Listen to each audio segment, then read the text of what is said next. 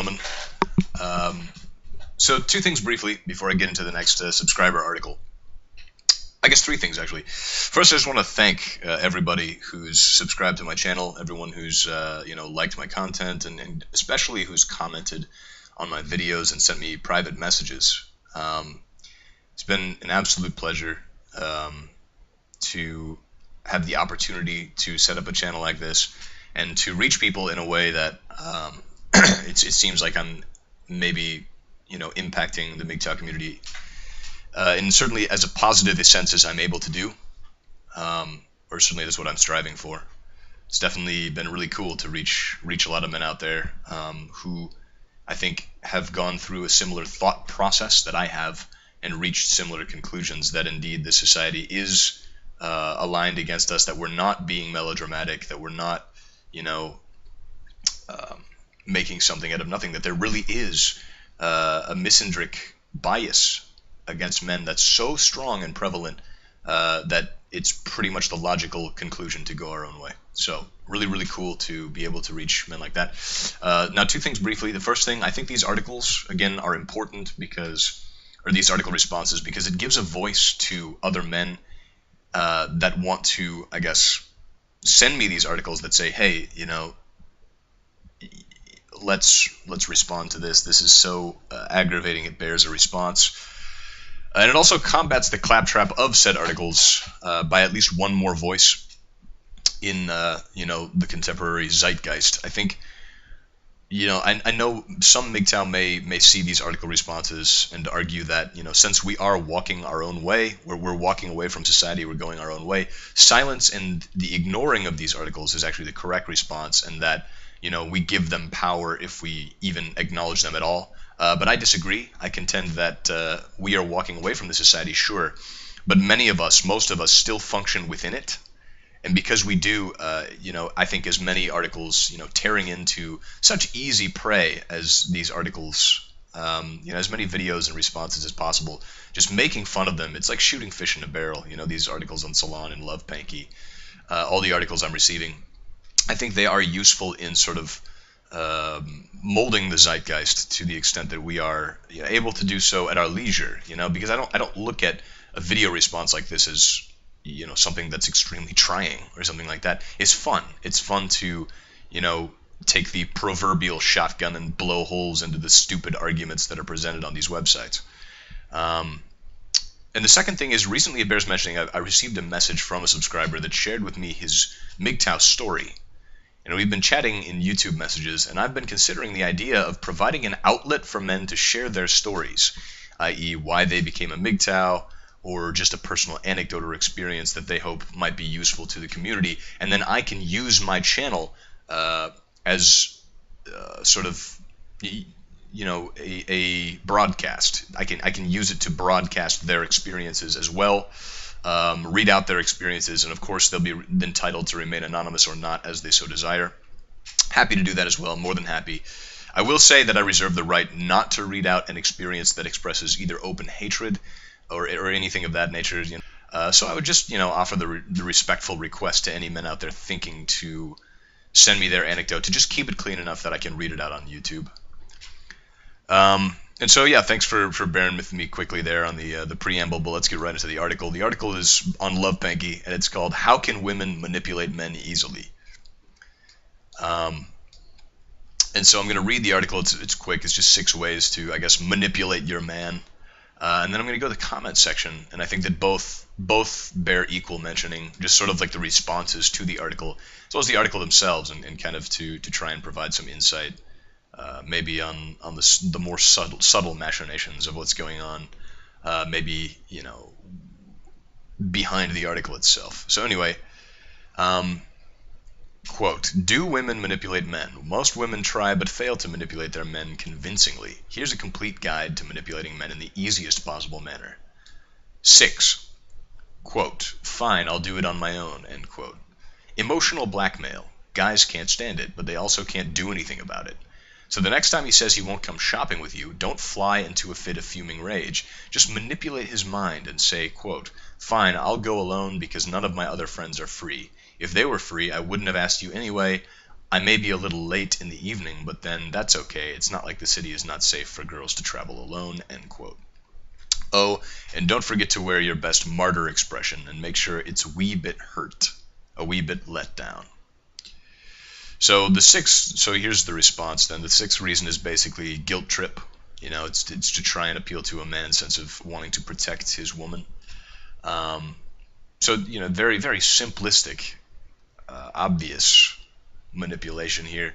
But on the other hand, I think that this tip is a lot more useful than it seems at face value to women, because it doesn't, we know how we men can get when we're actually in the thick of a relationship. It's a lot different than, when we're sitting here like single and totally objective. That kind of thing will kind of sometimes take its emotional effect regardless of what we intend. That doesn't mean we're going to change our minds about it. But basically, this article, I don't think it's about necessarily changing our minds immediately as much as it's just about making us feel miserable. And yeah, if a woman wants to guilt you and you're actually trying to be earnest in a relationship, yeah, it'll make you feel like shit. Number 5, get his mom on your side. Now, all the monster in-law theories apart, the pluses of getting his mom on your side are just way too many to be ignored, especially when it comes to women manipulating men. When the two most important women in his life are in it together, there is little that a guy can offer in terms of resistance. Most guys, even the ones who are not mama's boys, think twice before messing with their mom, so go ahead, be real nice to the in-laws. Now, there's an entire other article showing how you can impress a man's parents on the very first meeting. I've seen this happen a lot in my personal life. I've seen women, I think one metric to judge by whether a woman sees you as a fling or a relationship, if you've been in it for 3 months, say, whether it's friends with benefits or whether she wants something more, is how she interacts with your parents. I'm not saying women will never I'm not saying women will be, vicious to your parents. I don't think that'll ever happen. But there's a difference between cordiality and sort of that aggressive ingratiation that women will sometimes practice. For example, one of my exes still emails with my mom constantly. So 4, foodie manipulation. They were not kidding when they said the best way to a man's heart's through his stomach.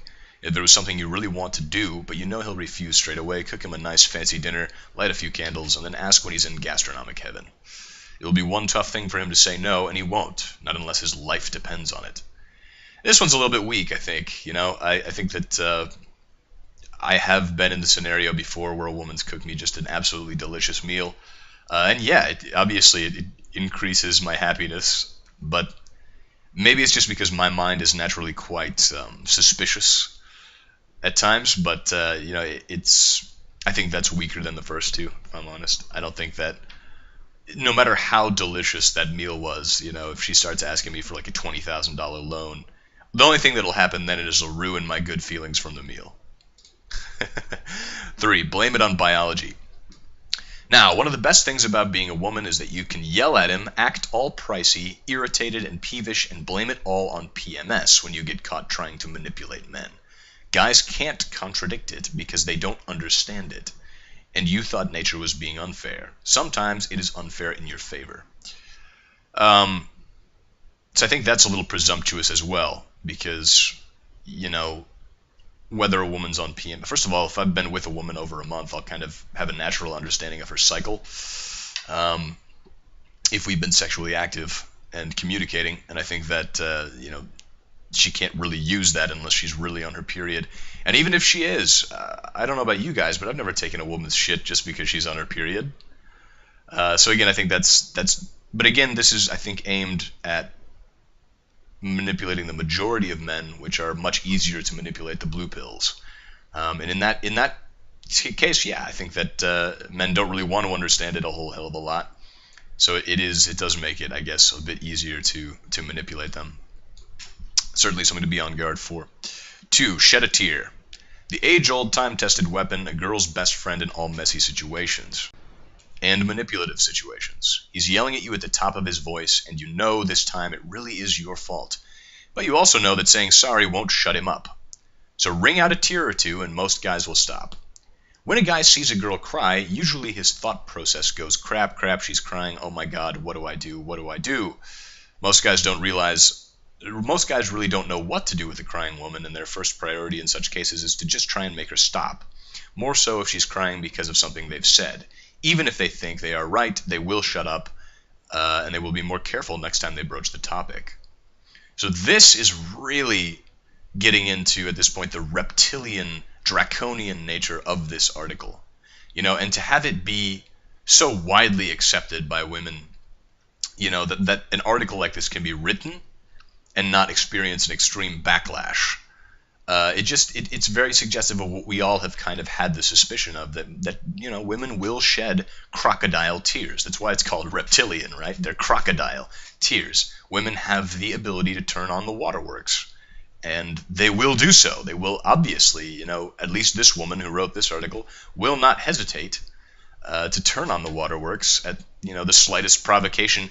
And I think that the most important part of this article in giving insight into female nature is a girl's best friend in all messy situations. I'm quoting here, it's really your fault, but that saying that won't shut him up, so wring out a tear or two.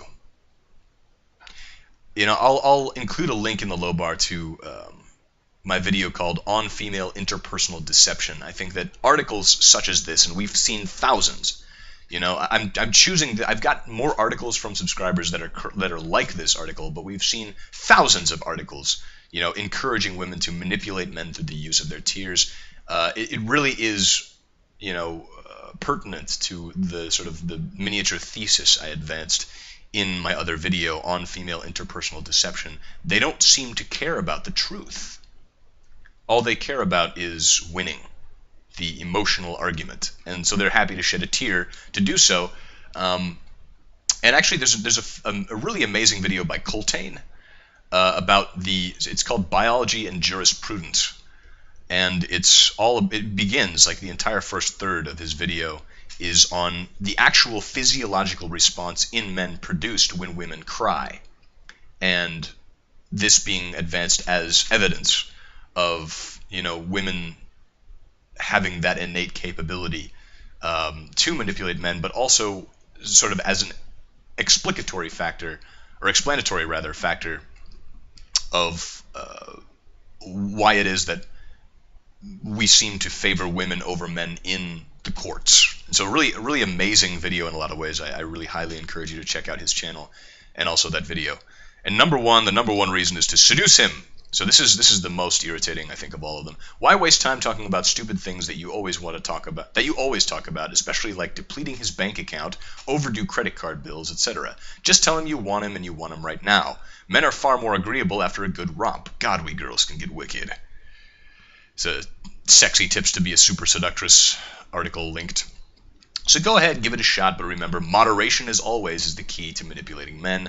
The trick is never let him realize what you're really up to. So if you keep wearing that hurt expression every time he refuses to come shopping, one day he might call your bluff and know he's being manipulated into doing things for you. So moderation in all things. Don't dole out too much sex. Don't dole out not enough sex. Dole out the right amount of sex. Use your better judgment, I guess this is what it is telling women. And just, manipulate men just in a completely detached, emotional way. They're not in it at all. And so I was going to talk about the comments. You have the first guy in the comments, his name's Jack. He's like, so hilarious. I'm not going to go commenting on each technique. Basically he's saying like, we men will never get manipulated by things like that. But again, I think that it's still good to be cautious, even if he's right. In his particular case, I think a lot of men may look at an article like that when we're not in relationships and say, oh yeah, well, we'll totally be able to suss out that manipulation and nip it in the bud. But when we are in relationships, the oxytocin abounds, and suddenly we feel bonded. It's a physiological response, a neurochemical response. I just think that it never hurts to read articles like this, like, look up like articles like how to manipulate your man, just to know what your female may well be thinking. So thanks for listening, and have a pleasant evening.